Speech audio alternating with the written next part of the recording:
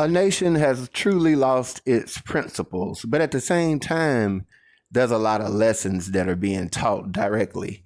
Unfortunately, with the election of last year, the people that vision who want to put forth the vision of America, that would be the Trump administration.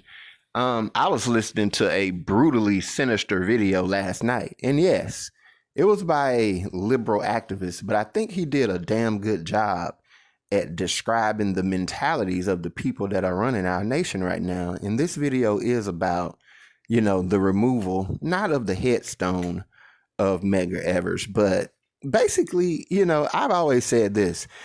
These type of things, they're meant. It's almost as if I feel a certain type of shame in putting them up there because it's almost like I'm helping the intention of what they're doing, which is basically just trying to incite. Because if you think about it, I'm gonna keep it honest with you. White people often, they believe their very own lies. Rap music is a bunch of made up bullshit, and it's how rich white elites want to look at young black men as these gangsters shooting up everything in the street. Because basically, if you disenfranchise everybody, the gangster lifestyle becomes pretty much the cultural norm. But the truth is, people in the community get tired.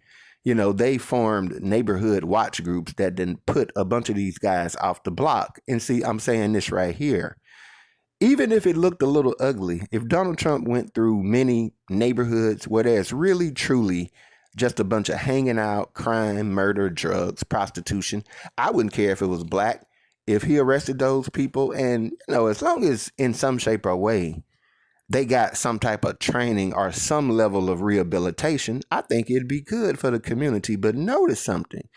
Over the course of the first couple of months or so that Donald Trump has been in office, he's never went to Detroit, Baltimore, South Chicago, or Compton, LA, an area that has a lot of black, let's say black crime, and stood up next to a black conservative police chief. And trust me, there's a lot of black conservative police chiefs. As a matter of fact, you can't become a police chief if you're black and liberal. Let's just keep it honest. Most black police chiefs are kind of like, Larry Elder, those type. Donald Trump has never stood up next to a black police chief and say, we're going to clean up this crime, but instead, think about it. You're going through the best of another group of people and attempting to dismiss them from history. And like I say, I feel bad just putting up these thumbnails because it's kind of like you're helping them, because this is how it works. Medgar Evers' headstone, I don't think, at least in the short term, now they're not going to get the response from black people that they want to get, because unfortunately there's a saying that is true among all Americans. If you want to hide anything from an American, just make it to where they have to read it. So only people that read news articles and stuff like that are really gonna, even catch this news. But I'll just say a coward that never served should never be allowed to remove a hero. And Donald Trump ain't served the military. He nor Elon Musk has never served in the military a day in their life.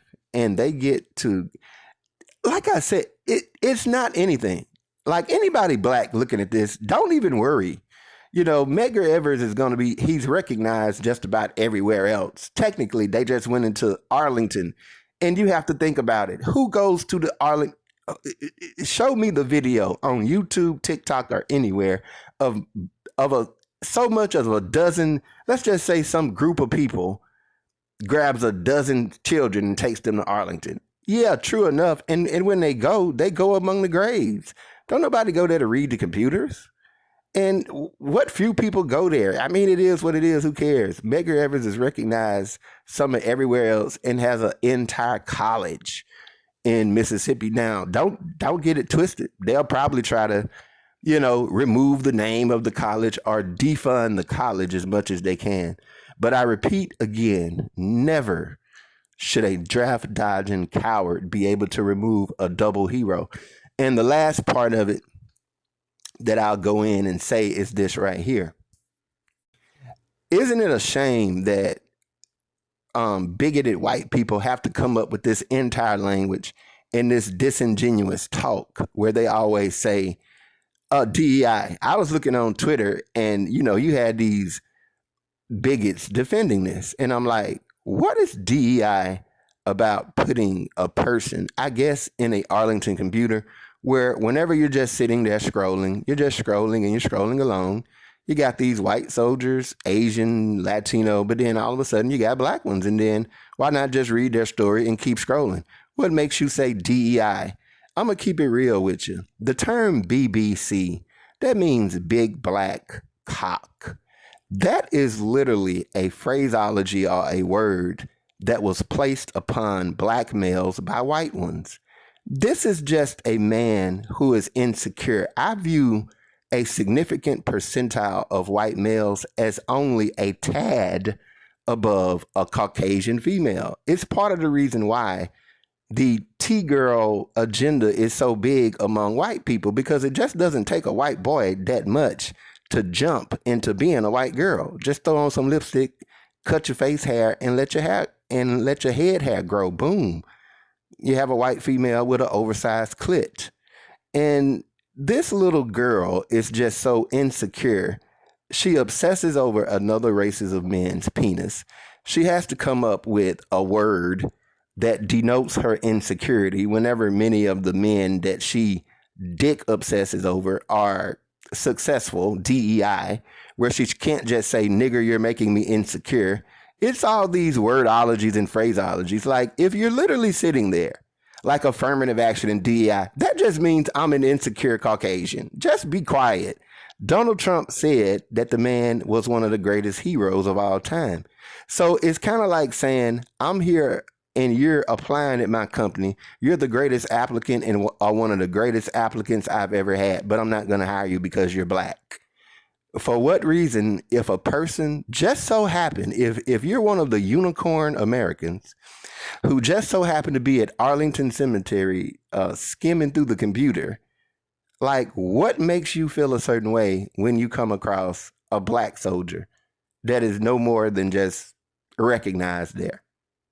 It can be nothing but, I don't know. If you're a white male or any other male that is black, the only thing that I can say is that I place you as one of those men within your group who is only a notch above the females.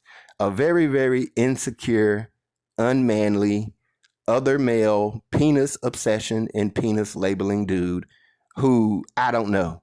You can be the type of coward that don't even go outside when the bullies are outside our door, clashing their hands together saying, you punks, come on outside. Me and Medgar got to get up and go beat up the bullies. And then 30, 40 years from now, you literally wipe out the day that we kicked the bullies' asses and tell all the white girls, y'all did it alone, even though you needed our help. And had we not been there, you would have got your ass beat because you was over there in the corner shivering and shaking like a little hoe that sits around obsessing over another man's dick any damn way. But any damn way, shout out to Medgar Evers and a big gigantic F you to Doge and insecure American males who just so happen to be the color of the palm of your hand. Thanks for listening. I'm out.